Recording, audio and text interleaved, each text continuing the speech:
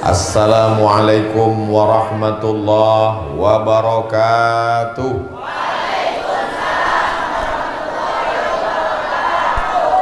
Kaifa halukum? How are you tonight? Apa kabar semuanya? Kumaha? Pripun kabare? Biado, Baakaba, Aga Kareba. Itu salah satu kelebihan santri.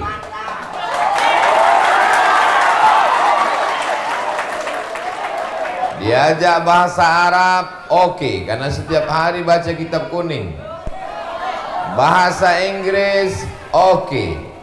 Mau pakai bahasa daerah bisa. Bahasa Indonesia memang dia paling cinta NKRI. Memangnya kalau tidak jadi santri, kalau tidak tinggal di pesantren nggak bisa bahasa. Bagaimana mungkin kita bisa bahasa orang lain kalau kita cuman sekolah dari jam 8 masuk, pulang jam 1, cabutnya 3 jam. Bertemannya hanya sekitar lingkungan dekat rumahnya saja. Tapi kalau tinggal di pesantren, mondoknya 6 tahun, 7 tahun, pulangnya cuman liburan semester, bahkan mungkin hanya Idul Fitri saja. Bahkan mungkin gak pulang-pulang karena orang tuanya sudah meninggal dunia. Maka pergaulannya adalah dari Sabang sampai Merauke. Bukan dari Sabang sampai Merauke, Sabang sampai Maroko. Sabang ujung pulau di Aceh, Merauke ujung negeri kita di Papua. Tapi ada yang lebih jauh lagi, dari Merauke ke Maroko, karena tanpa ada batasan. Itu kelebihan yang pertama santri. Pede nggak jadi santri? Bangga nggak jadi santri? Kalau ada yang tidak bangga jadi santri ketika kenalan sama orang, kamu sekolah di mana? Saya dari SMP. Kamu di mana? Saya SMA. Kamu di mana? Saya nggak sekolah. Kamu di mana? Saya di pesantren. Ini orang mestinya sudah lama mati. Buat macet aja dia. Pede, percaya diri. Kenapa? Karena kita punya kenalan yang begitu luas. Dari mulai rambut yang lurus sampai keriting, dari yang hitam sampai yang putih, yang tinggi sampai yang pendek, semuanya sama. Dan di pesantren lah kita kenal pribadi orang macam-macam. Saya sekarang kalau tausiah pergi ke Aceh, ketemu dengan teman saya. Pergi ke Medan, jumpa dengan sahabat saya. Pergi ke Surabaya, Jawa Timur, sahabat dan teman akrab saya. Pergi ke Madura, senior dan junior saya. Pergi ke Makassar, friend saya. Sampai ke Sorong, Papua, kawan-kawan saya semua. Kenapa demikian? Karena kita di pesantren punya pergaulan yang luas. Jadi anak-anak, adik-adik, saya mau panggil anak, rasanya saya masih terlalu muda. Jadi panggil adik-adik ajalah. Jadi adik-adik sekalian yang selama ini bimbang-bimbang di pesantren, pesantren apa pulang? Pesantren apa pulang? Pesantren apa pulang? Pulang pesantren, pulang pesantren, pulang. Pulanglah. Kau pulang mau jadi apa? Mau berteman dengan siapa? Mau berteman dengan TV, mau berteman dengan warnet, mau berteman dengan boneka setan. Tapi kalau di pesantren, Masya Allah, tabarakallah. Dan di pesantren kita kenal sifat orang dari berbagai macam suku dan bangsa. Betul? Ketemu sama orang yang datang dari Jawa Barat, orangnya lembut. Kumaha atuh damai. Ketemu sama kawan yang dari Medan, Sumatera. Sini kau sebentar, sini. Ketemu sama teman yang datang dari Bandung, orangnya lembut. Kadang kita karena pakai sepatu tapaknya terlalu tebal, semakin tebal tapak sepatumu, semakin tak terasa bahwa kau sudah menginjak kaki orang lain. Bisa untuk update status besok pagi. Tapi orang dari Bandung, dari Garut, dari Cicalengka, dari Jawa Barat lembut. Kalau kakinya diinjak, punten, kakinya tolong jangan diinjak. Tapi kalau sama orang di Sumatera lain, begitu kakinya kena sedikit, kemana mata kau? Tapi kita tidak tersinggung. Kenapa? Karena kita sudah kenal. Satu kamar, sama-sama makan, sama-sama jalan, sama-sama satu kelas. Tak kenal maka tak sayang, tak sayang maka nggak ngutang.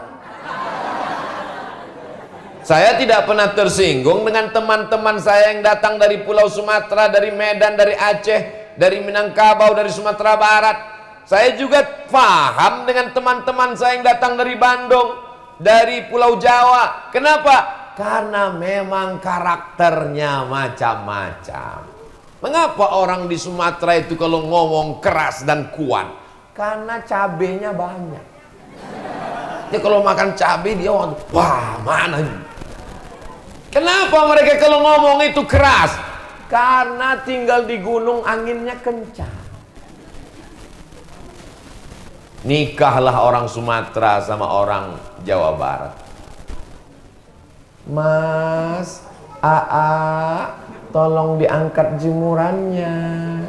Hujan turun. Begitu mau diangkat udah basah. Orangnya lembut, orangnya baik, orangnya sopan, orangnya santun. Kalau nunjuk pakai jempol. Tapi kalau kami nunjuk pakai. Tapi saya tidak tersinggung. Walaupun dia pakai jempol, walaupun dia pakai telunjuk. Kenapa? Karena kita sudah mengenal budaya masing-masing dari penggunaan kata. Mungkin di sini orang tidak pakai kau, karena kau itu kasar. Di sini kalau kamu itu apa pakai? Hah?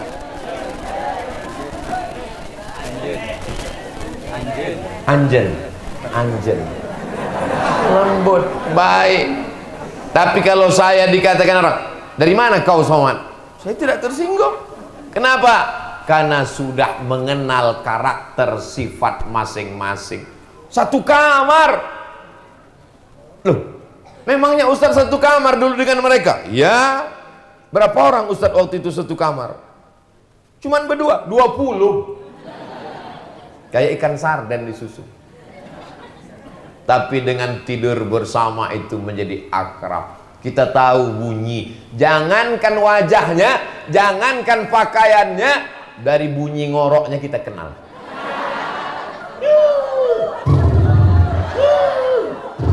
Kita tahu. Oh, si An. Saking akrabnya, saking dekatnya. Begitu juga ketika kita makan di tempat ruang makan. Kita tahu, oh si Anu makanannya bumbu pecal. Oh si Anu pelitnya minta ampun. Oh si Anu bakhil bin medit. Semua sifat-sifat ini kita kenali. Jadi yang pertama, yang paling penting adalah mengenal sifat orang. Untuk belajar ini perlu ilmu komunikasi 2 SKS. Sekarang banyak orang pintar, banyak orang cerdas, banyak orang IP-nya 4, banyak orang IQ-nya tinggi, tapi komunikasinya jelek, tidak bisa merasakan perasaan orang lain. karena rasamu bukan rasaku. Tapi kalau kita di pondok, kita sudah nyantri, kita tahu perasaan orang. Kenapa? Sama-sama bangun pagi, sama-sama ngantri. Bangun di Sumatera subuhnya jam 5, bangunnya jam 4. Jam 4 semua bangun, semuanya sholat tahajud bersama. Banyak yang ketika sujud itu, sujud pertama sekaligus sujud terakhir. Allahu Akbar. Jadi kalau sudah ketemu lama langsung tersenyum. Si anu yang tukang molor dulu. Kenal ini penting. Itulah mengapa yang pertama kali adalah khalaqnakum min dzakarin wa unsa wa ja'alnakum syu'uban wa qabaila lita'arafu, untuk saling kenal mengenal sifat dan karakter masing-masing. Kalau Ustadz Abdul Somad ngomong melengking, ada yang tersinggung? Tidak, karena mereka sudah tahu itu memang gaya Ustadz Abdul Somad. Kalau Ustadz Abdul Somad ngomongnya seperti teriak ngamuk, apa ada yang ngomong di belakang? Enggak. Kenapa? Karena mereka sudah tahu. Kalau Ustadz Abdul Somad ngomong mengatakan teriak, menggelegar suaranya, ini jangan-jangan karena enggak dikasih teh manis. Semua tahu Abdul Somad tidak menyindir. Kenapa? Karena semua kenal Abdul Somad tidak pernah minum manis kalau sedang ceramah. Tapi bagi orang yang baru ikut pengajian sekali-sekali, dia langsung curiga, dia langsung suudzon. Ini Abdul Somad radikal, ngomongnya keras. Ini bukan keras, mikrofonnya bagus. Ini bukan keras, sound systemnya mantap, langsung masuk ke telinga, merasuk ke lubuk hati yang paling dalam. Inilah pentingnya kita menjadi santri. Jadi anak-anak, saya terus mau nyebut anak, mentang-mentang anaknya baru akikah nyebut anak terus. Adik-adikku sekalian, sebenarnya kita ini sebaya. Betul? Kok betul? Cuman bedanya saya duluan lahir. Saya lahir 1977. Sebaya bapak kalian. Berarti umur sekarang 2022, berarti sudah 45. Saya ini udah 45 tahun. Walaupun saya bolak-balik meyakinkan orang, saya ini udah 45, dia tetap juga ngotot. Masih 25 kata dia. Kata jamaah dalam hati, Ustadz aja yang kepedean. Tidak ada suuzon karena kita sudah saling kenal. Tadi ibu Nyai di atas, ibu saya, ibu kita semua. Ternyata beliau nonton kajian Ustadz Somad pagi, petang, siang, dan malam. Saya datang kemari karena doa ibu. Beliau yang mendoakan saya. Maka tadi ketika ketemu, emak saya sudah meninggal, Bu. Doakan saya supaya istiqomah iman dan Islam. Doakan saya supaya hati saya tidak dirusak oleh sum'ah, oleh ujub, oleh merasa hebat. Apa enggak merasa hebat? Kiai aja duduk di bawah, saya duduk di atas. Ini Ustaz Abdul Somad katanya mengajarkan kita harus hidup setara, sama santri, sama-sama tidur di lantai, sama-sama satu penderitaan. Tapi Ustaz sendiri setelah tamat dari pesantren, Ustaz malah duduk di atas, nggak sopan. Disuruh panitia supaya tampilan kameranya bagus. Nah, dipasang maka di atas, bagus kan? Coba kalau saya duduk di bawah. Tapi saya duduk di sini sementara. Setelah itu kursi diangkat, nggak mungkin sama-sama saya diangkat.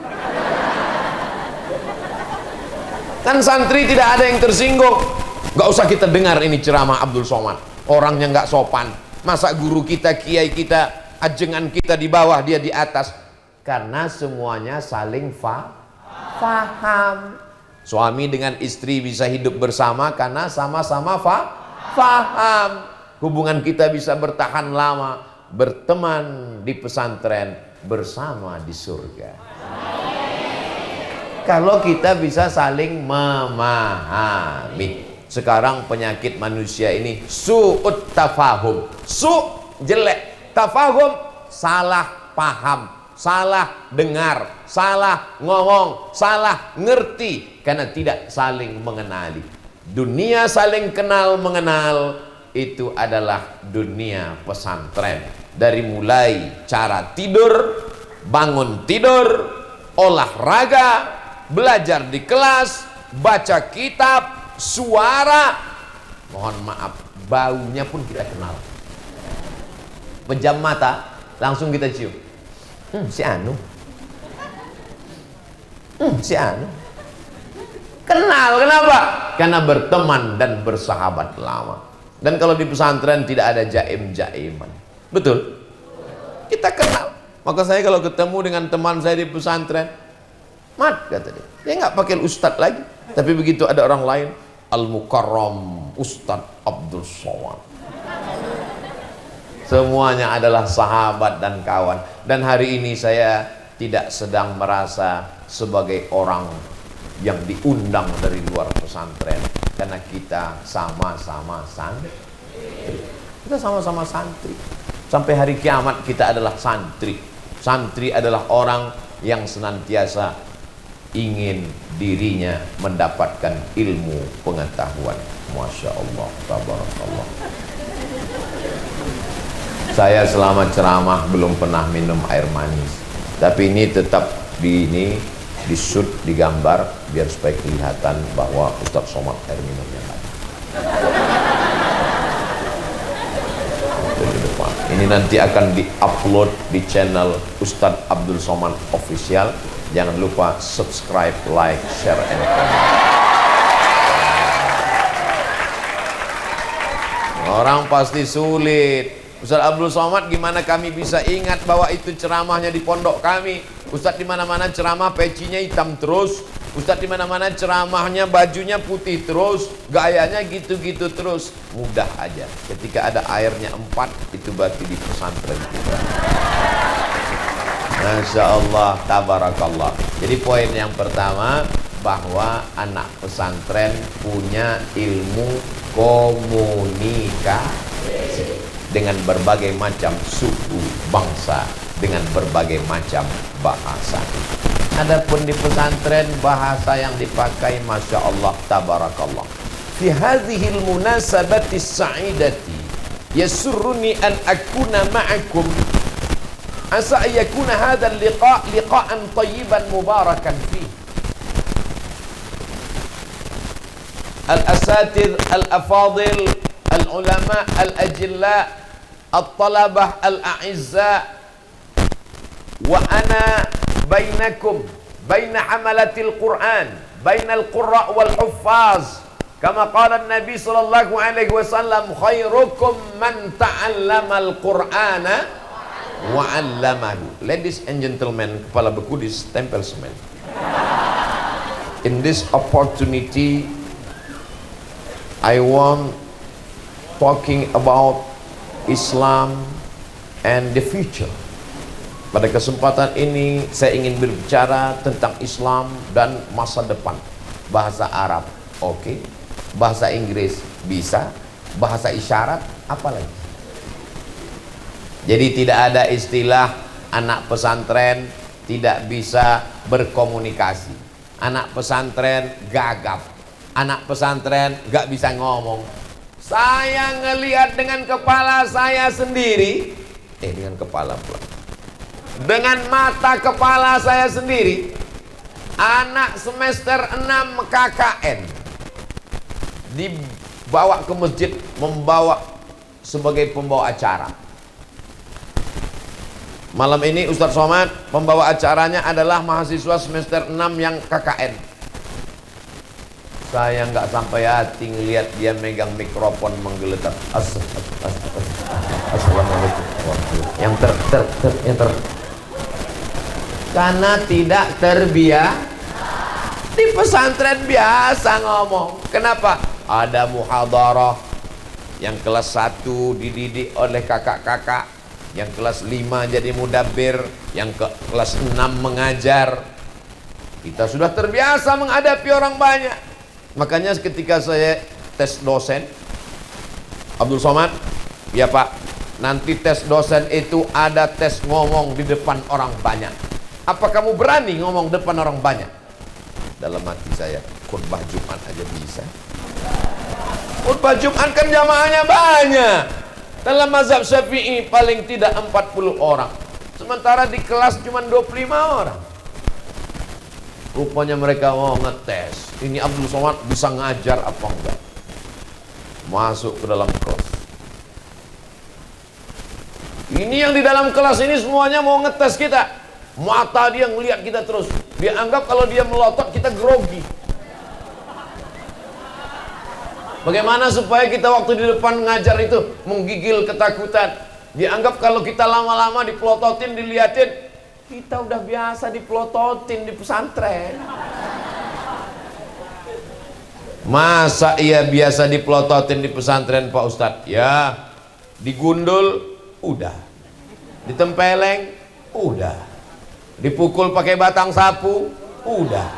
Mau digundul lagi, rumput belum tumbuh.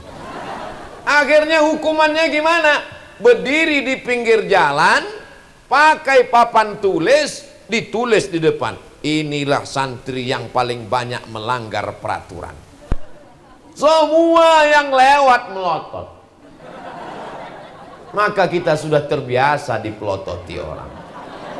Mungkin dalam hati adik-adik, lo aja kali. Jadi kalau cuma dipelototin 25 orang di dalam kelas pas latihan ngajar, biasa guys. Jadi waktu saya pertama latihan ngajar, ujian dosen, mereka di dalam kelas itu mempelototin saya, biar supaya saya grogi nggak bisa nulis, biar supaya saya grogi nggak bisa ngomong. Dan yang ada memperhatikan melotot itu, ada yang cewek. Dia giniin terus. Saya lihat sekali, dia gini. Saya lihat sekali, dia gini juga. Saya lagi gini, dia gini. Saya giniin. Langsung dia terus. Kita udah terbiasa menghadapi mata manusia ini. Inilah yang tidak dimiliki, skill-skill kemampuan yang tidak tertulis di buku. Dan kita di pesantren sudah berhadapan dengan itu. Betul?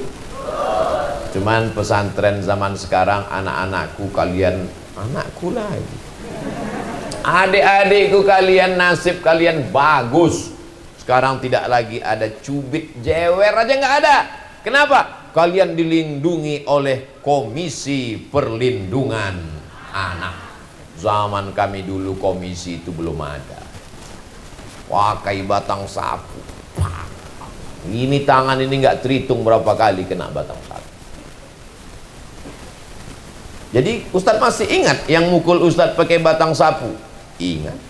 Ustadz dendam? Enggak. Ingat aja. Terus? Ya kalau dia ngundang ceramah saya nggak mau datang. Assalamualaikum. Waalaikumsalam. Betul ini Ustadz Abdul Somad?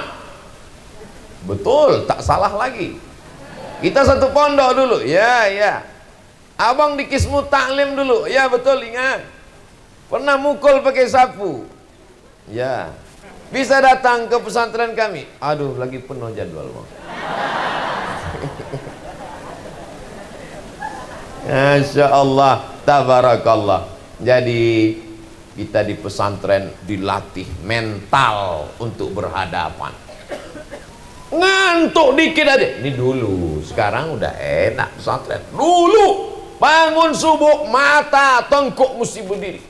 Begitu setan datang membawa kipas. Nina bobo oni.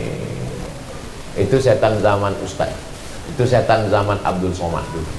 Setan zaman sekarang nggak nyanyi lagi, langsung bawa AC.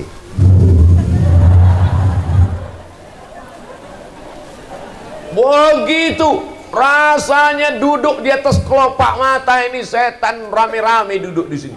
Beratnya minta ampun. Sudah diginikan, tetap juga lagi, ya Allah, gimana? Akhirnya tuh datang kakak kelas 5 dari belakang bawa sajadah. Kom.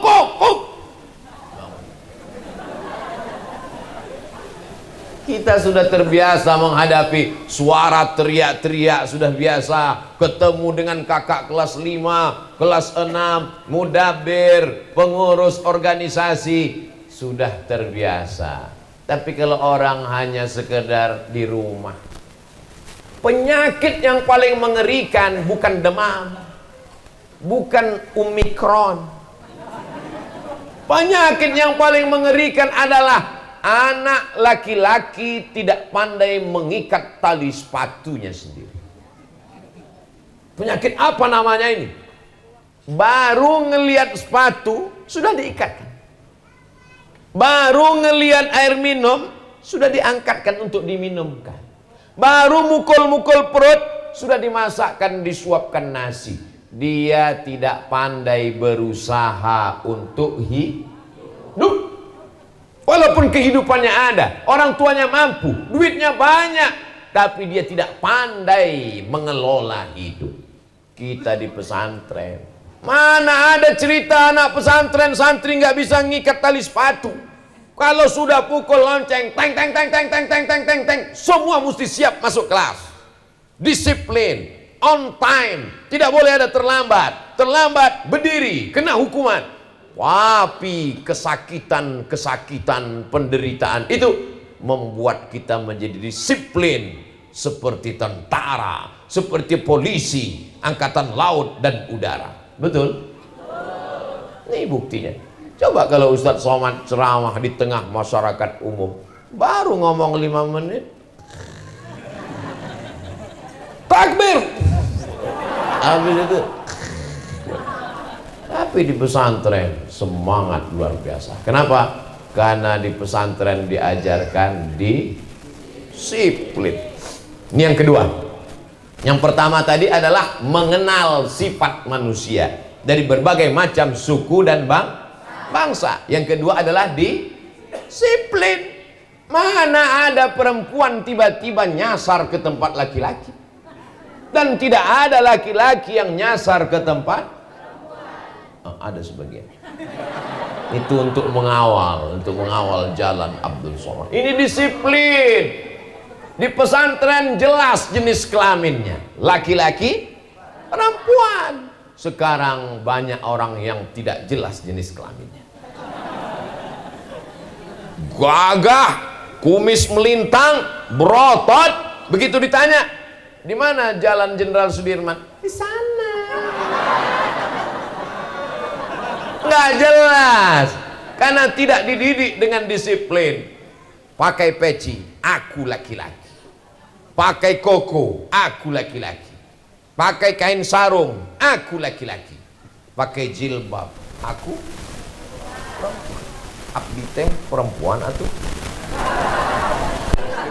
Hah? Istri.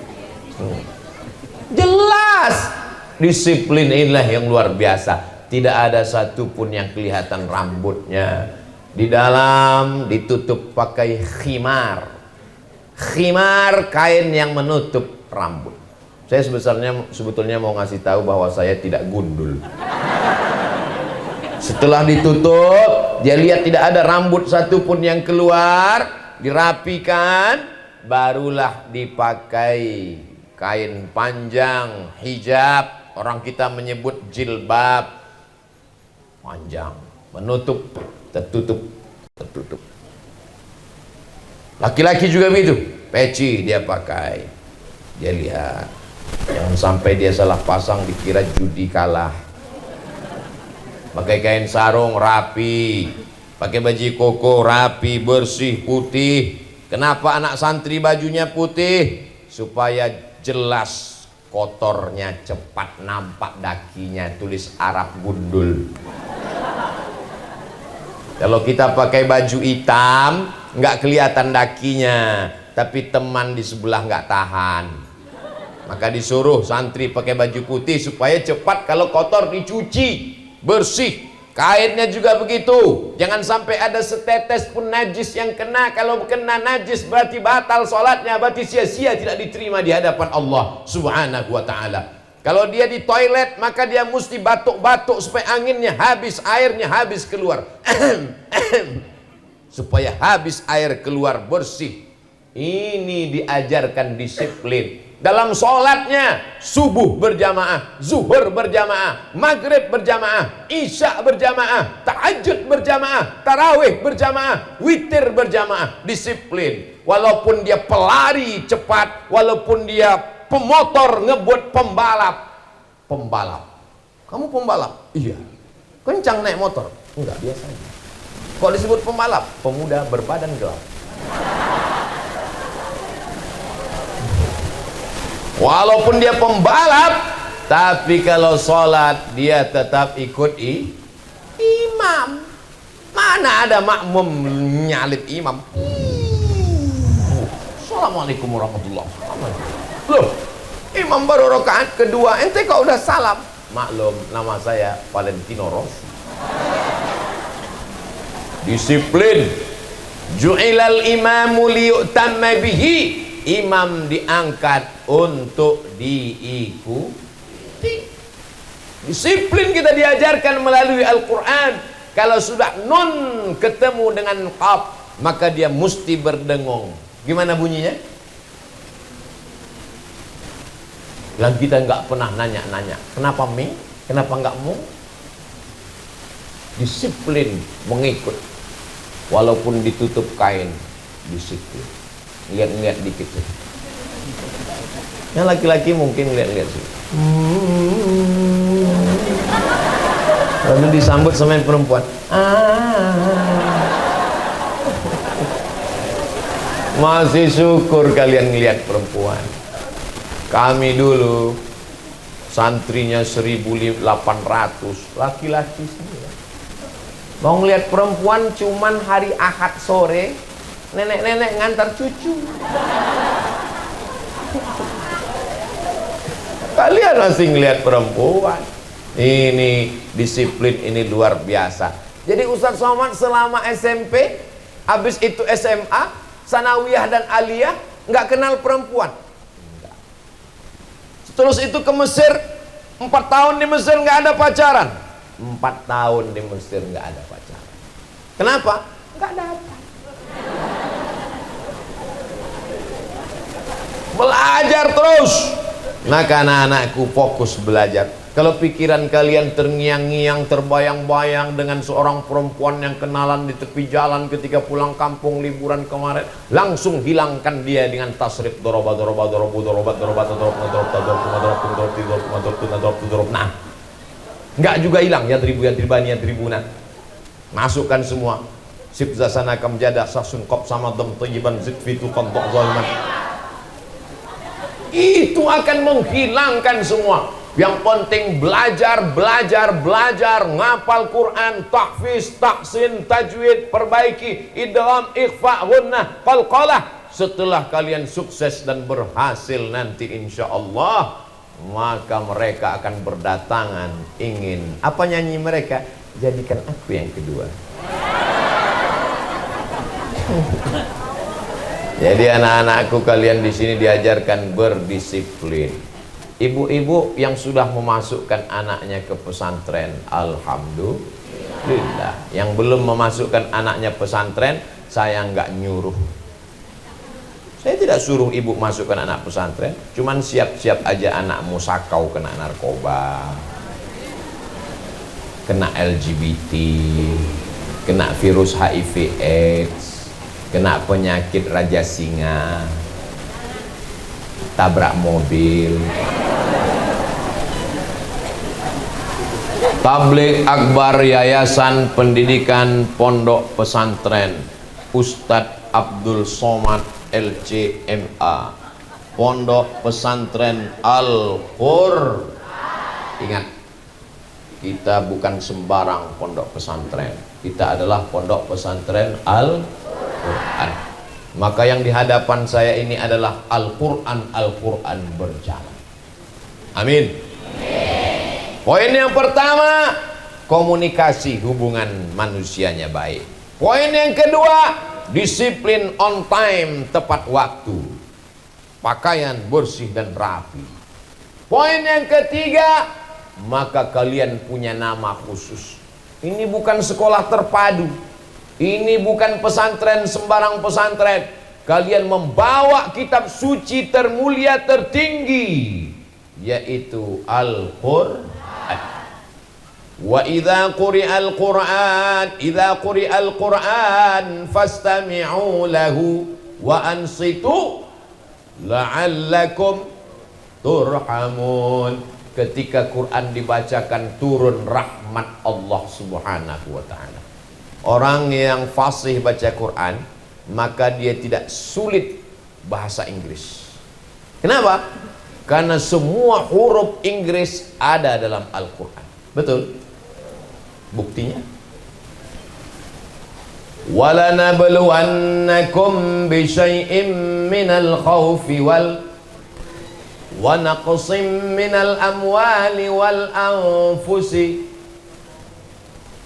anfusi wath thamarat wa basyiril shad wal anfusi wath thamarat wa basyiril shad. 4 itu tidak ada dalam bahasa Indonesia. Yang ada dalam bahasa Indonesia cuman es, soto, sate. Mana ada orang Indonesia beli, saya suka sate. Lalu dijawab sama kawannya, itu suka soto. Tapi dalam bahasa Arab mesti fasih. Wa naqsim minal amwali wal anfusi wath thamarat wa basyiris sabirin fa sa sha so. Tidak ada dalam bahasa lain. Dalam bahasa Inggris adakah itu? Ada. Shopping center, workshop, ada. Tapi adakah huruf tha? Ada. Health. How about your health? WHO, World Health Organization. Maka kalau orang fasih bahasa Arabnya, insya Allah Inggrisnya mudah. Tapi dalam bahasa Inggris tidak ada huruf yang ada dalam surat Al-Fatihah. Ghairil maghdubi alaihim waladdallin. Maka bahasa Arab itu disebut dengan lughatul bad. Lughatul bad, karena tidak ada huruf bad dalam bahasa lain. Carilah bahasa lain. Bahasa Inggris, bahasa Prancis. Bahasa Prancis kalau bahasa malam, selamat malamnya bonsoir. Tulisannya bonsoir.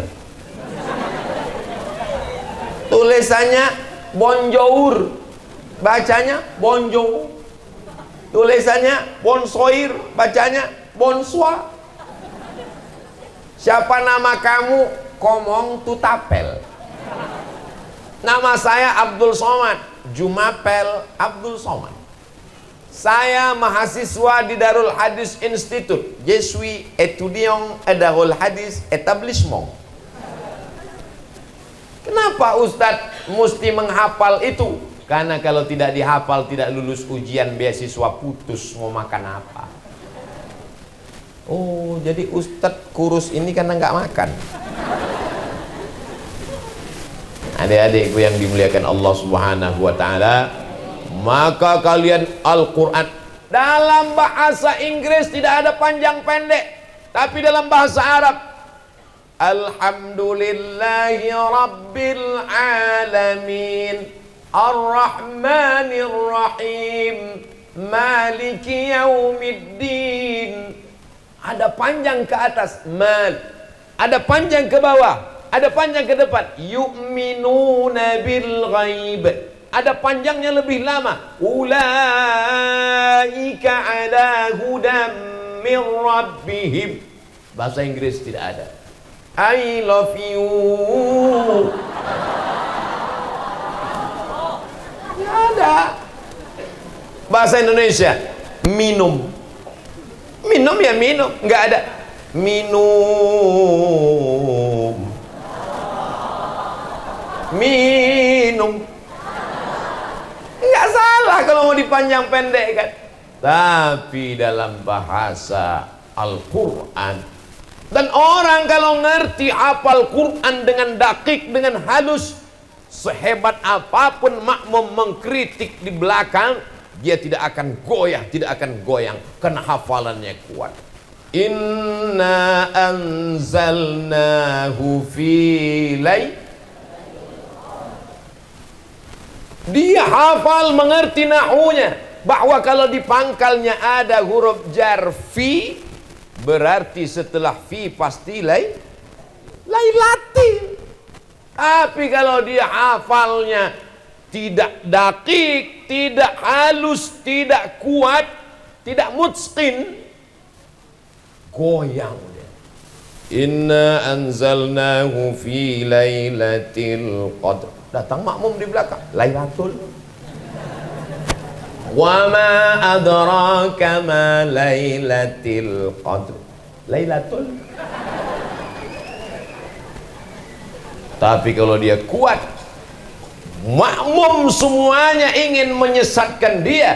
Wa in tuti aksara man fil ardi yudilluka an sabilillah. Hebatnya kalau kalian hafal Quran, walaupun kalian gak lancar bahasa Arab, sampai ke Makkah, ketemu sama orang Arab, modal hafalan Quran, kalian bisa ngomong dengan orang Arab. Ketemu sama orang Arab, Assalamualaikum, salamun ala man ittaba'al huda.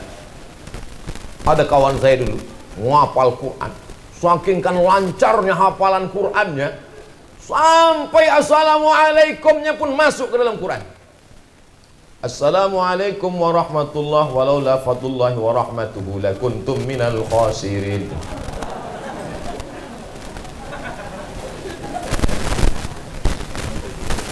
Orang kalau dia hebat membaca, menghafal Al-Quran, maka terlatih nafasnya, karena tidak boleh dia mencuri nafas di tengah-tengah ayat. Orang kalau dia terlatih membaca Al-Quran, semua potensi dirinya hidup, karena semua huruf ada idgham, ada ikhfa, ada gunnah, ada qalqalah, ada terjemah bahasa, ada matnya, ada panjangnya, ada pendeknya. Dan yang paling penting, otaknya terlatih untuk bekerja. Murojaah, murojaah, murojaah. Bangun malam tahajud, murojaah. Habis sholat subuh, murojaah.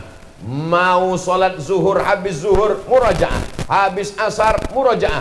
Dari maghrib ke isya, murojaah. Habis isya, murojaah. Sampai jam 10, jam 11 baru tidur. Mengigaunya pun murojaah. Innallaha la yastahi an yadriba mathalan ma ba'udatan fama fawqaha. Langsung disambung kawan di sebelah. Fa ammal ladzina amanu fa ya'lamuna annahu al-haqqu min rabbihim wa ammal ladzina kafaru fa yaquluna madza aradallahu bihadza mathala. Kawan yang sebelah ngantuk betul. Shadaqallahul azim. Saudara yang dimuliakan Allah Subhanahu wa taala, betapa senangnya hati ibu yang punya anak gadis perempuan buah hati, belayan jiwa, cantik, rambutnya bak mayang terurai, bibirnya delima merekah, alisnya bak semut beriring, pipinya bak pauh dilayang. Saking putihnya kalau minum kopi nampak mengalir seperti dalam pipa tembus pandang. Dipinang oleh seorang pemuda yang ganteng hafal Al-Quran. Amin. Siapa namamu? Nama saya Anas, Pak. Baca Qul a'udzu birabbin nas. Qul a'udzu birabbin nas. Lulus. Namamu siapa? Nama saya Torik, Pak. Was-sama'i wat-thariq. Was-sama'i wat-thariq. Mantap, lulus. Kamu calon yang ketiga siapa? Nama saya Imron Pak. Baca surat Ali Imron. Tapi sehari-hari dipanggil kulhu Pak. Apa itu?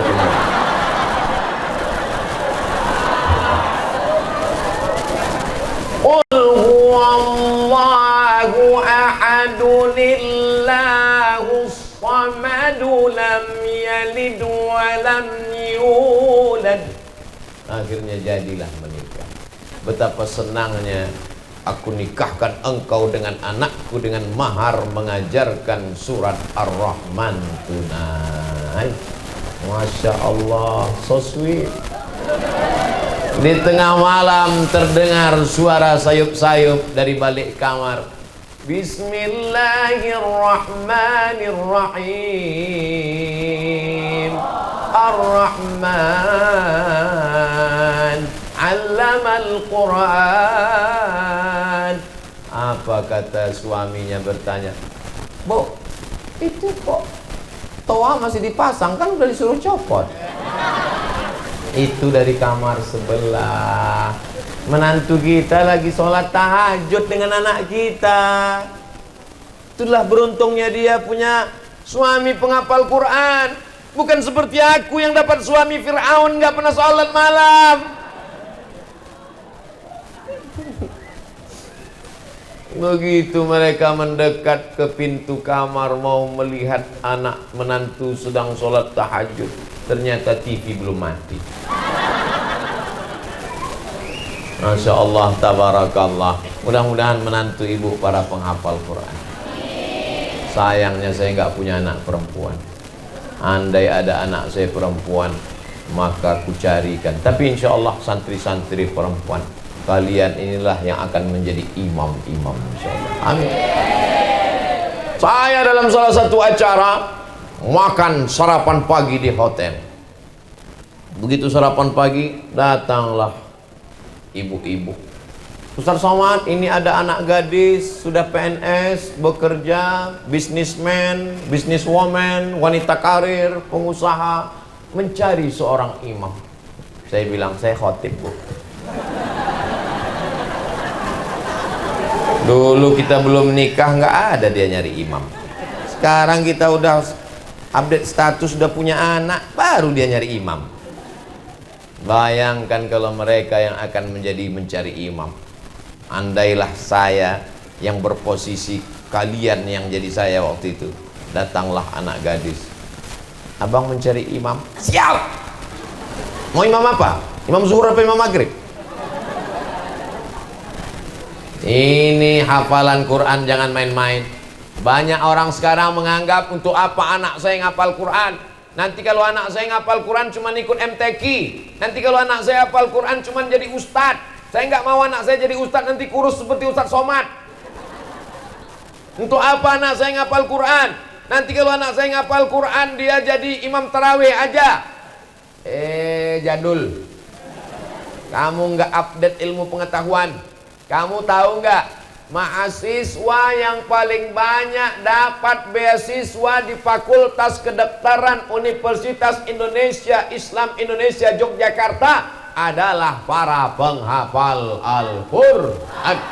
Penerimaan TNI Angkatan Darat jalur khusus dibuat untuk para penghafal Quran. Jadi kalian mau jadi polisi bisa nggak jadi polisi? Bisa. Nampak orang nggak pakai helm, anak-anak sekolah nggak pakai helm. Prit. Ini. Mana STNK BPKB? Lupa, Bang. Baca An-Naba. Amma yatasaalun 'anin naba'il 'azim. Daripada dia disuruh push up patah-patah tulangnya. Daripada dia disuruh masuk ke paret kotor bajunya tidak mendidik, bahwa dia olahraga fisiknya sehat bagus. Tapi kalau dia disuruh kamu belum pandai baca Quran, maka kamu saya hukum. Hukumannya mendidik sehingga orang yang tak baca Quran jadi pandai baca Quran. Agama ini tidak hanya ditolong dengan ceramah, dengan tausiah, dengan kultum, tapi juga dengan jabatan kalian. Ada di antara anakku ini yang akan menjadi gubernur Jawa Barat. Ada di antara mereka ini yang akan menjadi bupati Bandung insyaallah. Ada di antara mereka ini yang akan menjadi supir angkot insyaallah. Acara reuni pondok pesantren. Begitu acara reuni, datang satu bawa angkot. Kamu santri? Iya. Terus ini angkot? Saya memang bawa angkot Pak Ustaz, tapi seluruh angkot di Jawa Barat saya. Lihatlah, tadi mereka menyepelekan. Sekarang mereka berkata, Allah. Angkot itu halal, rezekinya berkah. Mungkin bajunya bau, mungkin tangannya kotor, tapi duitnya berkah dan bersih. Terserah mau bersih atau berkah, seluruhnya baik. Yang pertama, komunikasinya baik. Yang kedua, disiplin. Yang ketiga, Al-Quran. Betapa indahnya anak-anakku para penghafal Quran. Pagi-pagi sambil masak sarapan suaminya, Bismillahirrahmanirrahim. Was-samaa'i wat-tariq. Wa ma adraka mat-tariq. Tapi kalau istri nggak pandai baca Quran, pagi-pagi masak sarapan, oh jangan hamsahati.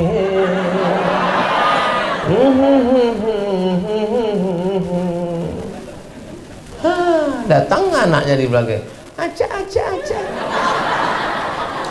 Hancur dia. Tapi mereka solihah. Mereka lah yang akan melahirkan para pemimpin bangsa insyaallah. Sedang hamil dia bersalawat, salatullah salamullah ala taha rasulillah. Salatullah salamullah ala yasin habibillah. Mau tinggi lagi, udah habis pula suara. Ibu yang bersalawat, ibu yang hafal Quran, diturunkan Allah ketenangan ke dalam hatinya. Huwallazi anzalas sakinata fi qulubil mu'minin. Allah yang menurunkan ketenangan ke dalam hati orang yang beriman. Ibunya tenang, anaknya juga di dalam tenang. Gimana anaknya mau tenang? Ibunya TikTok, cinta satu malam. Gimana anaknya mau tenang di dalam? Ibunya goyang-goyang terus sampai akhirnya stroke mati. Tapi kalau ibunya tenang, Masya Allah, Tabarakallah. Kenapa anak-anakku ini bisa tenang mendengarkan tausiah? Karena ibu mereka adalah perempuan yang solihah. Ibu-ibu yang solihah inilah yang akan melahirkan anak-anak yang soleh, bukan somat. Masya Allah, Tabarakallah. Siapa yang tausiah tadi malam? Ustadz Abdul Somad. Apa aja yang disampaikannya? Entah, aku nggak ingat. Ketawa aja, aku tengok orang itu. Yang pertama, komunikasinya baik. Yang kedua, disiplin. Yang ketiga, Al-Quran. Yang keempat, terjaga, terpelihara selama berada di pesantren. Ada anak pesantren yang ngisap ganja? Nggak ada. Ada anak pesantren yang makan pil anjing gila? Nggak ada. Ada anak pesantren yang pesta narkoba sabu-sabu? Nggak ada. Ada anak pesantren yang pakai sepeda motor knalpotnya disunat nabrak tiang listrik? Nggak ada. Ada anak pesantren yang bonceng-bonceng hari Sabtu malam Ahad sampai pulang subuh? Sekarang anak SMP pergi ke toko bangunan, mau nyari semen, dek, mau nyari pipa, mau nyari apa? Lem. Buka lem, error. Ditangkap sama Pak Kapolres, ditempeleng 2 kali, kelebak. saya tidak takut sama Pak Kapolres. Saya hanya takut pada Allah. Udah mabuk, error, sakau. Tapi anak pesantren selamat dari narkoba. Anak pesantren selamat dari gadget. Sekarang orang tidak berhenti main handphone terus. Mau tidur, handphone. Sedang tidur, selfie. Bangun tidur, handphone. Tapi kalian selamat. Kenapa? Karena nggak ada handphone. Kalian sedang dididik. Anak-anak sekarang rusak bola matanya, kena radiasi. Otaknya tidak peduli lagi pada orang. Maaf, seperti kena autis. Tidak peduli lagi pada orang. Karena zaman dulu kalau kita bertamu ke rumah orang, ketemu anak-anak, salaman. Apa kabar Ustaz? Cium tangan. Sekarang nggak peduli. Cium tangan Ustaz, nak. Dia kasih tangannya. Cium. Tapi di pesantren selamat insya Allah. Dan tidak ada anak pesantren yang pacaran. Kalaupun ada backstreet, kalaupun ada LDR, tapi insya Allah dia selamat. Mana ada anak pesantren sore-sore datang, Assalamualaikum Pak, saya mau bawa anak bapak sampai subuh 2 kali 24 jam. Nggak ada. Selamat dia insya Allah. Selamat dunia, selamat akhirat. Anak laki-lakinya selamat, anak perempuannya selamat insya Allah. Amin. Sekolah di luar, jilbabnya begitu keluar kelas masuk tas. Habis itu pergi jalan-jalan, dikasih air minum, di bawah air minumnya sudah disuntik dengan obat perangsang. Habis itu dia hilang kesadaran, pakai sepeda motor ngebut, kencang ke sana kemari. Kalau laki-laki kepalanya bengkak, kalau perempuan masuk angin gembung 3 bulan, mohon maaf Kiai, saya keceplosan. Nah, akhirnya terjadilah apa yang terjadi. Hari sakral, hari suci pernikahan yang mestinya sangat dihormati dan dimuliakan, tapi justru jadi hari kemarahan. Yang semestinya seorang bapak dengan senyum berkata, hai calon menantuku, iya beb, aku nikahkan engkau dengan anakku dengan mahar mengajarkan surat Ar-Rahman tunai. Tapi justru hari itu adalah hari kemarahan karena sudah melampau batas. Anaknya sudah habis kehormatan dirinya. Aku nikahkan engkau dengan anakku yang datang dari sini. Kalau enggak bukan karena malu sama tetangga, enggak aku nikahkan, kau setan. Hancur masa depan. Tertulis di tutup botol, do not accept if seal is broken. Jangan terima botol kalau segelnya rusak. Paham? Botol yang harga 5.000, 10.000, 15.000 rupiah dijual di tepi jalan, tidak mau diterima orang kalau segelnya rusak. Apalagi kehormatanmu, wahai anak perempuan. Kalian adalah anak-anak. Anggaplah aku ini sebagai ayah kalian. Sementara selesai tausiah ini, namanya ayah pinjaman. Jaga kehormatan kalian nak. Setelah tamat kalian dari pesantren menghafal Quran, setelah itu nanti kalian kuliah, selesai S1, akan datang laki-laki soleh meminang kalian dengan membawa Al-Quran. Jodoh tidak akan mungkin tertukar. Sudah tertulis di Lauhil Mahfuz. Ikan di laut, garam di laut. Apa tuh? Hah? Ikan di laut, asam di gunung, bertemu dalam rice cooker. Maka kalau sudah jodoh takkan kemana. Begitu juga dengan kalian. Jangan risau, sudah tertulis di Lauhil Mahfuz bahwa kalian akan mendapatkan istri yang solihah insya Allah. Jangan sampai rezeki itu kalian rusak dengan perbuatan maksiat. Dzalika bi anna Allah lam yakun mughayyiran ni'matan an'amaha ala qaumin. Allah sudah memberikan yang terbaik, tapi karena akhlakmu buruk, karena kau pacaran, karena kau buat dosa, karena kau buat maksiat, dijauhkan rezekimu dari engkau. Tapi kalau Allah sudah mentakdirkan engkau berjumpa, walaupun anak gadis itu di dalam kamar, kamarnya dikunci dan kamarnya di dalam rumah, rumahnya dikunci, rumahnya dalam komplek, kompleknya dikunci, tapi kau tetap akan bisa bertemu dengannya, karena yang mempertemukan kalian bukan biro jodoh, yang mempertemukan kalian bukan dukun, tapi yang mempertemukan dia yang berkata innama amruhu idza arada syai'an ayyaqula lahu kun. Skenario Allah begitu indah. Kalau tak percaya tanya sama ibu-ibu ini. Banyak yang salah jawab. Itu suami ibu ya? Iya. Gimana ketemunya dulu bu? Salah sambung. Itu ke istri bapak ya? Iya. Gimana ketemunya dulu pak? Ditangkap ansip. Ada skenario begitu indah. Adik ketemu dengan istrinya dulu gimana? Kami waktu itu sama-sama acara reuni pondok pesantren. Setelah tamat mondok, kami pun kuliah 4 tahun. Saya di Harvard University, dia di Al-Azhar Kairo. Terus habis itu kami pulang, acara reunian. Selesai acara reunian, sendal hilang. Pas lagi sibuk-sibuk nyari sendal, dia nyari sendal dia, saya nyari sendal. Kepala kami kejedut. Waktu itu lah.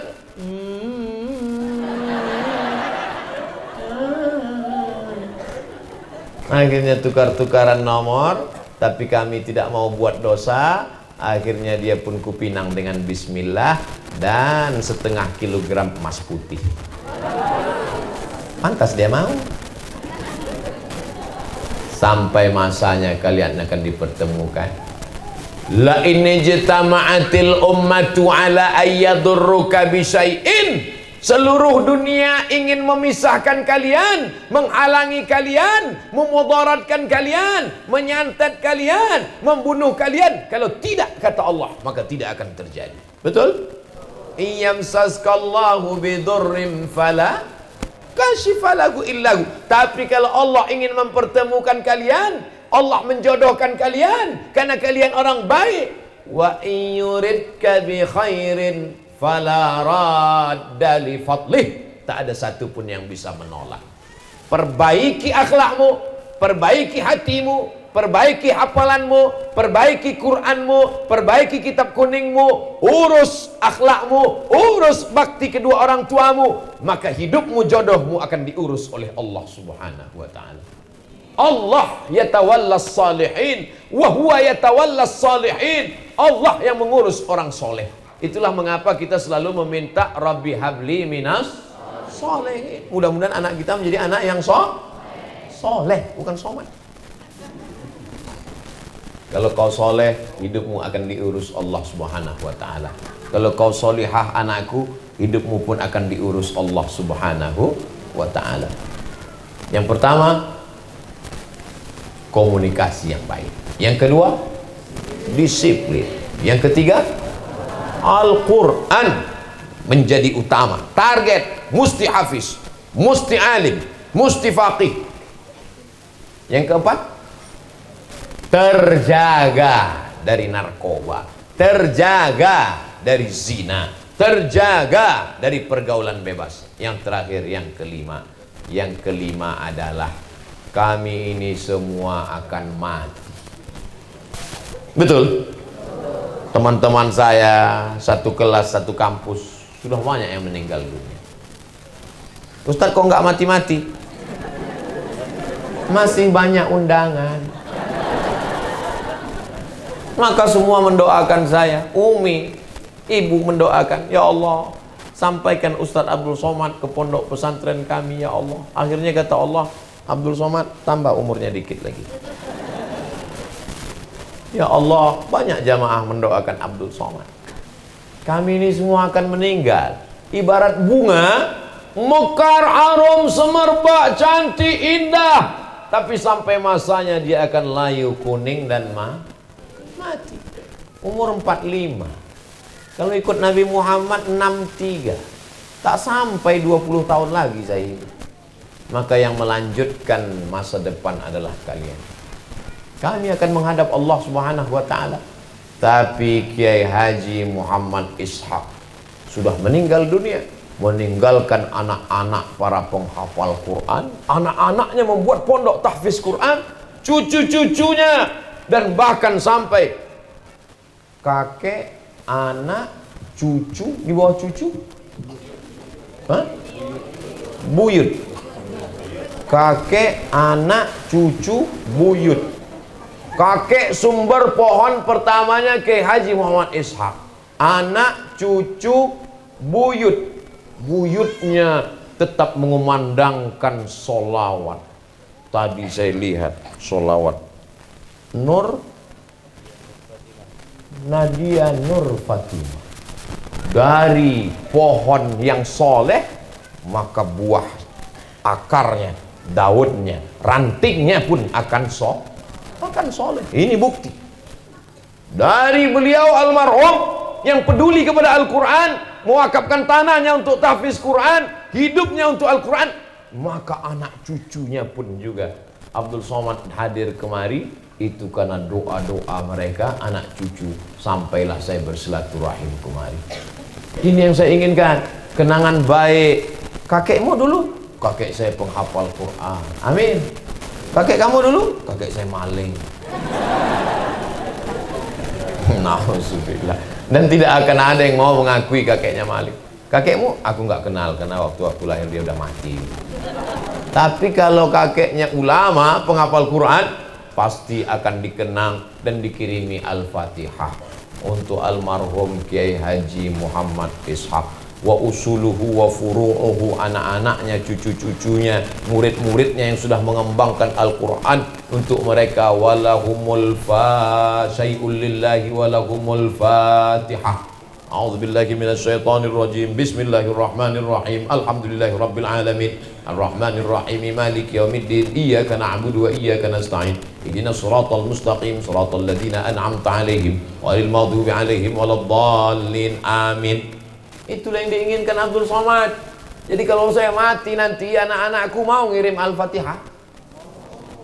Anak-anakku mau kirim Al-Fatihah.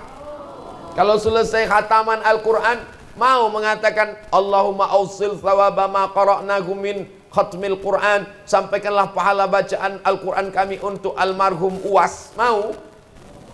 Itulah yang diinginkan. Kalau sekedar bertemu kita malam ini, bertatap muka, habis itu selesai. Yang udah sempat foto-foto tadi tolong dicetak, ditempel di dinding supaya pas ngelihat untuk almarhum Abdul Somad Al-Fatihah. Disimpan di foto supaya kalau dapat kabar Abdul Somad mati, tinggal buat lingkar merah untuk update status. Baru beberapa bulan lalu kami bertemu. Ini dia yang lingkar merah di atas, lalu dikirim bawah. Amin amin amin amin amin amin amin. Bukan itu tujuan. Tujuannya adalah amal jariyah, mengalir. Anak-anakku membaca Quran pagi, petang, siang dan malam, subuh, zuhur, asar, maghrib, isya, tahajud, witir dan duha, maka mengalir pahalanya untuk para guru-guru kita. Itulah yang diinginkan Abdul Somad. Kalau mati, titel-titel yang panjang ini tinggal. Kalau Abdul Somad meninggal dunia, ditulis semua titel di sini dulu. Al-Ustaz, Doktor, dari mulai awal kursi sampai ujung kursi. Ditulis semuanya, tinggal. Padahal ini pondok dibesarkan oleh kiai, tapi yang besar di sini malah gambar saya. Jangan sampai nanti ketika diupload ada yang komen di YouTube di bawah. Karena kebetulan di atas gambarnya ini orangnya, terus dia komen di bawah, ternyata lebih asli, ternyata aslinya hitam ya. Anak-anakku yang dimuliakan Allah Subhanahu wa ta'ala, hidup ini sementara. Sementara kaya, sementara cantik, sementara berkuasa, sementara ganteng. Yang ganteng akan top, tua ompong peot. Yang cantik akan layu, pipi turun ke bawah, hidung turun ke bawah, dagu turun ke bawah. Maka semua perempuan ingin supaya wajahnya naik ke atas. Bahasa Inggrisnya make up. Make up, make membuat, up naik, membuat naik. Pipinya naik, hidungnya naik, alisnya naik, bulu matanya Itulah namanya make up, membuat naik, dimasukkan plastik ke dalam, naik, cuman sebulan, habis itu turun. Biarlah kalian cantik karena sholat tahajud malam. Biarlah cantik karena sholat duha. Kok kamu nggak pakai make up kok glowing ya? Karena bekas wudhu. Oh, jadi kau anggap kami tayamum pakai debu semua? Anak-anak yang dimuliakan Allah Subhanahu wa Ta'ala, ibu-ibu bangga punya anak di pesantren. Bangga? Ponakan saya yang pertama kelas 3 sanawiyah, wajib pesantren. Kamu wajib pesantren. Aku tak sanggup mengawal Muna, kau perempuan. Aku tak sanggup mengantarmu sekolah, jemput pulang, mengawal di rumah. Nanti kawanmu datang jemput, mau dilepas khawatir, nggak dilepas nggak gaul. Maka pesantren selamat. Yang laki-laki saya masukkan tahfiz Quran. Anak Mizian Hazik kelas 2 SD, nanti tamat SD masuk pondok. Tidak ada tawar-menawar, harga mati, wajib masuk pesantren. Kalau ada orang sekarang yang mengatakan saya bisa jaga anak kita, tidak bisa. Siapa yang bisa melarang anaknya megang handphone? Orang tuanya pun gila handphone. Bentar-bentar status. Anak kita akan melihat kita. Kamu nggak boleh main handphone. Kamu nggak main handphone. Jangan main handphone. Mama kok main handphone? Mama udah dewasa. Nggak bisa. Ibu-ibu mengikat anaknya di batang pisang. Diikatnya anaknya di batang pisang, dia main handphone. Anaknya nangis, difotonya. Ada anak nangis, ada anak nangis. Udah hancur dunia ini sekarang.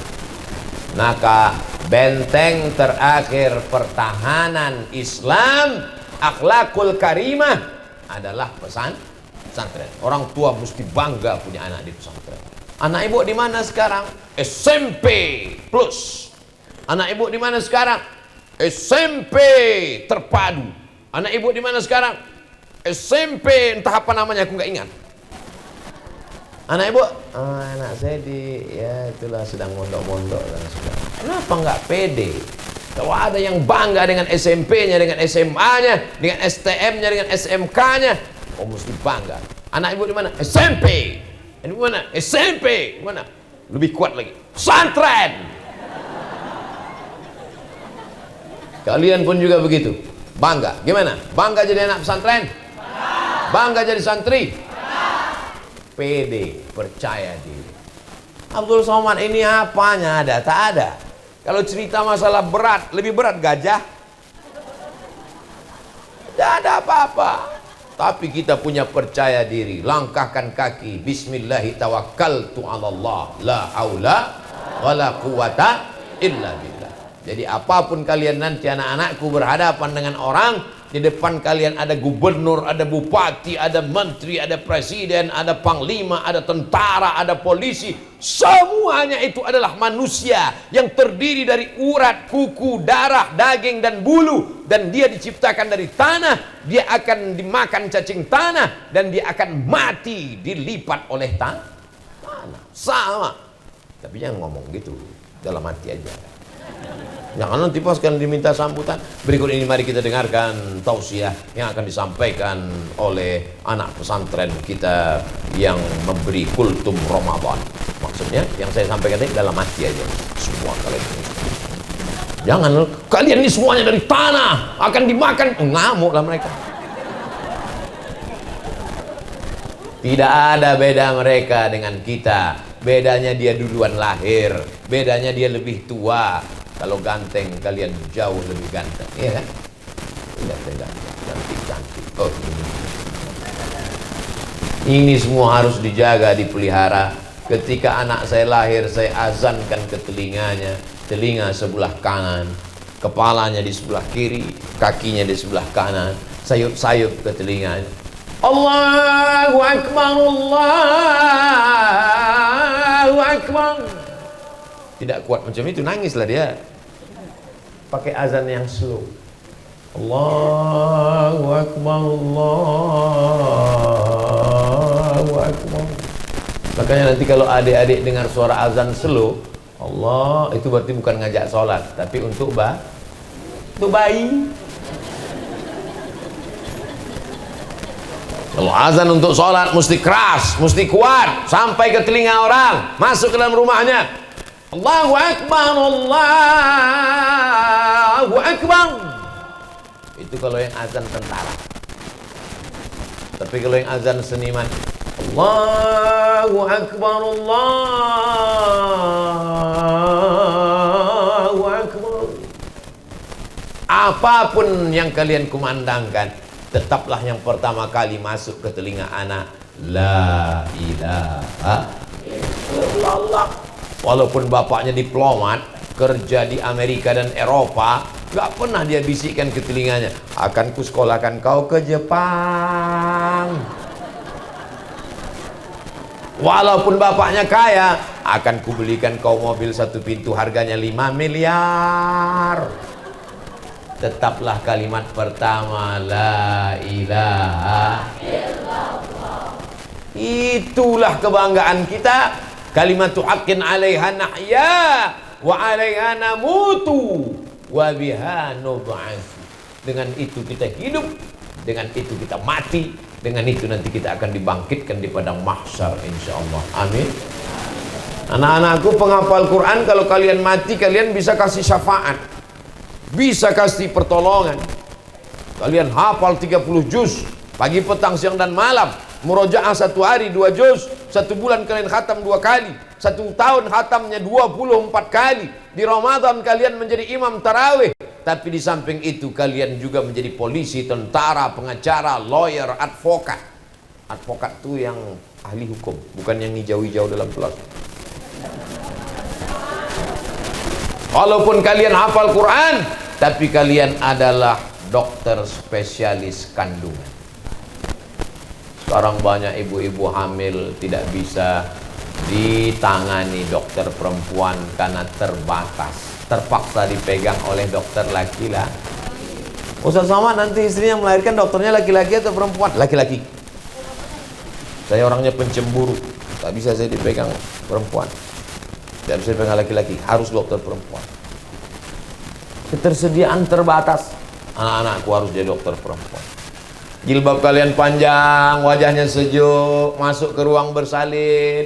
Ibu-ibu yang hamil, bahasa Jepangnya kukira kura-kura. Dipegang sama dokter-dokter. Ibu sabar ya bu, melahirkan itu nggak sakit, cuman setengah mati aja. Tapi insya Allah kalau anak ibu nanti lahir, dia menjadi mujahid fisabilillah, dia akan menolong agama Allah, ibu akan mendapatkan amal jariah. Bangkitkan semangatnya. Segala orang mengatakan sulit dan susah, tapi kalau Allah memudahkan, innama amruhu idza arada syai'an ayaqula lahu kun fayakun. Lalu si ibu dokter spesialis yang hafizah Quran tadi mengatakan, Bismillahirrahmanirrahim, Yasin, la tuqra'u fi amrin asirin. Kalau dibacakan pada perkara yang sulit, yang susah, yang jelimet, yang ribet, maka akan menjadi mudah. Alhamdulillah, terima kasih ya bu dokter, istri saya mudah melahirkan, kata suaminya. Pas ditanya orang, gimana prosesnya kemarin? Mudah aja, asyik lahir. Tapi begitu yang masuk adalah dokter tidak pernah sekolah agama, yang tidak belajar agama, rambutnya merah kuning kelabu macam durian, tatonya di kening, tatonya di kuning, danger, kukunya hitam panjang, masuk dia ke dalam, matanya tajam melihat, mana yang sakit, mana. Disangka ibu hamil itu malaikat maut datang. Kalian jadi perawat, kalian jadi bidan, kalian jadi dokter spesialis, kalian menjadi guru, kalian menjadi dosen, tapi tetap sebagai santri penghafal Al-Quran.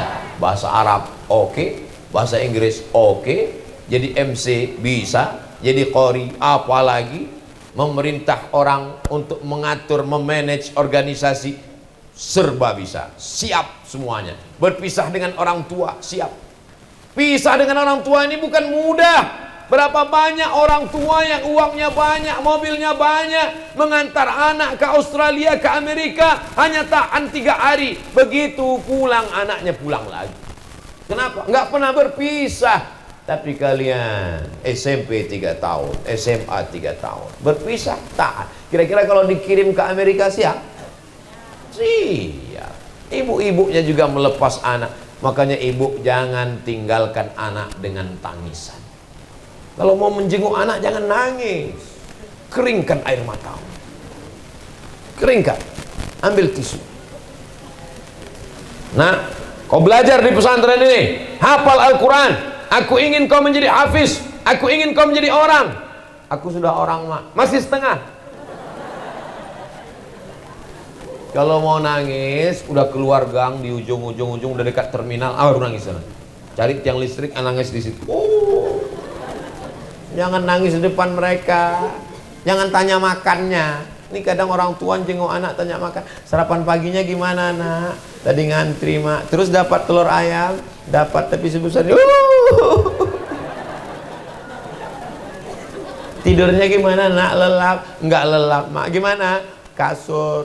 Kasurnya gimana? Tipis. Memangnya kau sampai tua bisa bersama dengan anakmu. Nanti kalau kau mati, siapa yang akan kau tinggalkan dengan mereka? Kau tinggalkan harta, akan habis dipakai bapak untuk nikah dengan anak gadis yang baru. Tapi kalau kau tinggalkan ilmu, kau tinggalkan hafalan Quran, kau tinggalkan pendidikan, dia siap menjalani hidup. Maka terbanglah anakku sejauh mata memandang. Dari petang kau akan pulang. Kau membangun Jawa Barat, kau membangun Indonesia. Baldatun thayyibatun wa rabbun ghafur. Dulu yang mengusir Belanda adalah santri. Yang mengusir Jepang adalah santri. Ustaz Somad mentang-mentang ceramah di pesantren, dia bilang yang ngusir Belanda itu santri. 10 November, tanggal 10 November, arek-arek Surabaya bergejolak. Bagaimana mungkin ada orang sehat, punya rumah, punya istri, punya anak, mau mati syahid melawan Belanda? Kalau bukan karena digerakkan oleh ulama yang selalu digembar-gemborkan 10 November, 10 November, 10 November. Betul, 10 November. Tapi orang lupa 10 November bergejolak karena 22 Oktober. Ada apa dengan 22 Oktober? 22 Oktober keluar resolusi jihad dari Kiai Haji Hadratus Syekh Hashim Asy'ari bersama para ulama, mengeluarkan resolusi jihad bahwa melawan Belanda adalah mati syahid. Siapa yang jihad, hidupnya mulia. Iskariman aumon syahidan. Berteriaklah Bung Tomo, berteriaklah para ulama, serang Belanda, takbir, Allahu Akbar. Akhirnya Belanda pontang-panting lari pulang ke Amsterdam, tinggal terong Belanda. Ketika bergejolak PKI tahun 48, siapa yang paling banyak dihantam, dihabisi? Ulama dan santri. Bergejolak lagi 1966, ulama dan santri diculik. Kenapa? Karena mereka tahu negeri ini, NKRI bisa kokoh sampai hari ini karena para santri dan ulama. Bangga tidak jadi santri? Ulama tidak seperti PNS, ada masa pensiunnya. Ulama sampai mati dia tidak akan pernah berhenti. Ulama unik, semakin tua semakin karismatik, semakin dicari orang. Dia seperti benda antik, makin tua makin bongkok, makin mahal. Maka kalian hafal Quran. Saya tidak mau jadi ulama. Kalian jadi apapun, tapi Al-Quran di kepala kalian, maka insya Allah Allah akan menurunkan rahmatnya ke negeri ini dengan banyaknya penghafal Quran. Insya Allah. Saya mulai tadi jam 8:30, sekarang jam 10 kurang 10, maka saya total berbicara selama 80 menit. 80 menit kebersamaan kita ini mudah-mudahan bernilai amal soleh dan amal jariah insyaallah. Ala hazihi niyah wa kulli niyatin salihah. Al-Fatihah. أعوذ بالله من الشيطان الرجيم بسم الله الرحمن الرحيم الحمد لله رب العالمين الرحمن الرحيم مالك يوم الدين إياك نعبد وإياك نستعين اهدنا الصراط المستقيم صراط الذين أنعمت عليهم غير المغضوب عليهم ولا الضالين آمين اللهم صل على سيدنا